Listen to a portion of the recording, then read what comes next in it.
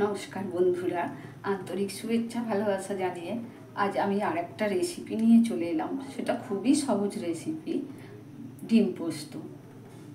আমি কীরকম করি সেটা আজকে আমি দেখাতে চলে এলাম।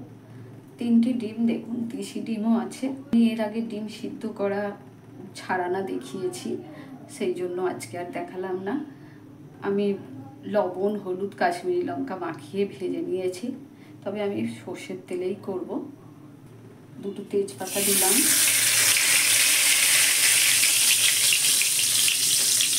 মৌরি দিলাম,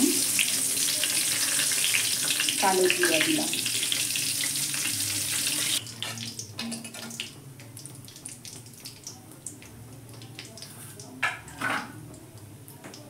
একটা বড় পেঁয়াজের আমি হাফটা কেটে দিয়েছি, ছোটো ছোটো করে কেটে নিয়েছি, দিলাম।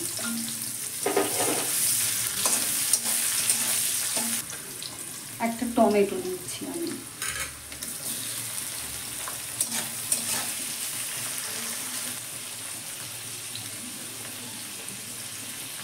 লবণ দিলাম যাতে পেঁয়াজটা টমেটোটা তাড়াতাড়ি নরম হয়ে যায়।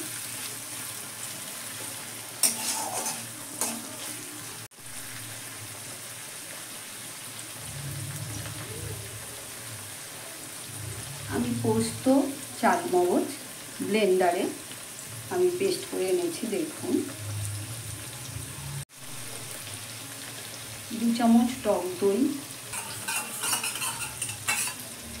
ভালো করেই ফেটিয়েছি। পেঁয়াজ টমেটোটা ভালো করে ভাজা হয়ে গেছে। এবার আমি মশলা কী কী দিচ্ছি দেখুন। আদা দিচ্ছি, আমি রসুন দেবো না। জিরা গুঁড়ো দিচ্ছি, ঝাল লঙ্কার গুঁড়ো হাফ চামচ দিচ্ছি, কাশ্মীরি লঙ্কার গুঁড়ো 1 চামচ, হলুদ গুঁড়ো 1 চামচ। মশলাগুলো একটু কষে নেব।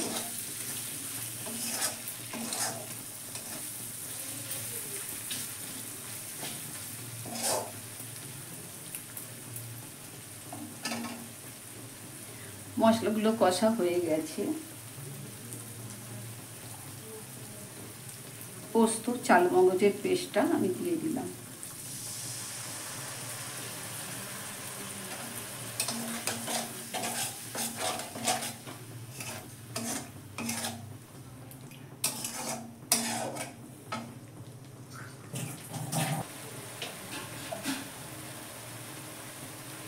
দেখুন সব মশলাই আমার কষা হয়ে গেছে, তেল ছেড়ে বেরিয়ে আসছে। এবার টক দইটা দিয়ে দেব।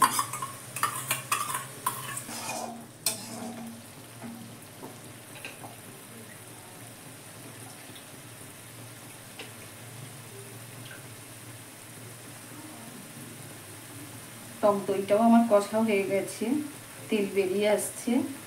তো আমি মিক্সিং জারটা ধুয়ে একটু জল দিয়ে দিলাম। দইয়ের বাটিটাও ধুয়ে জল দিলাম।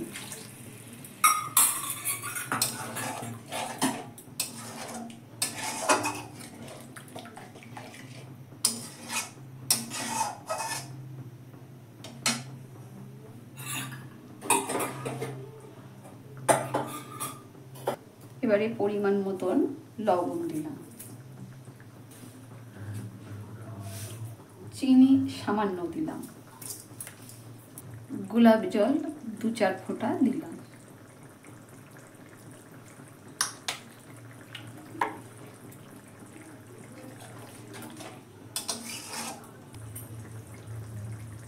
ডিমগুলো দেখুন, যাতে এর ভেতর দিয়ে মশলা ঢোকে সেই জন্য আমি কেটে দিয়েছি, সব কটাই ওরকম করে দিয়েছি।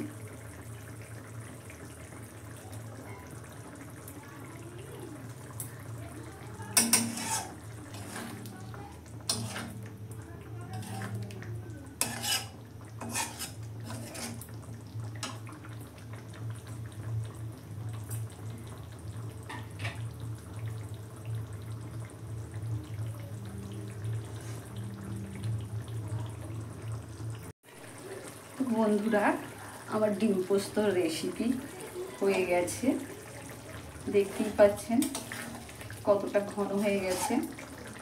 আজকের মতন আমার রেসিপি শেষ করলাম।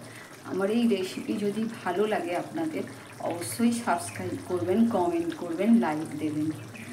ভালো থাকবেন। ধন্যবাদ সবাইকে। আসলাম তাহলে।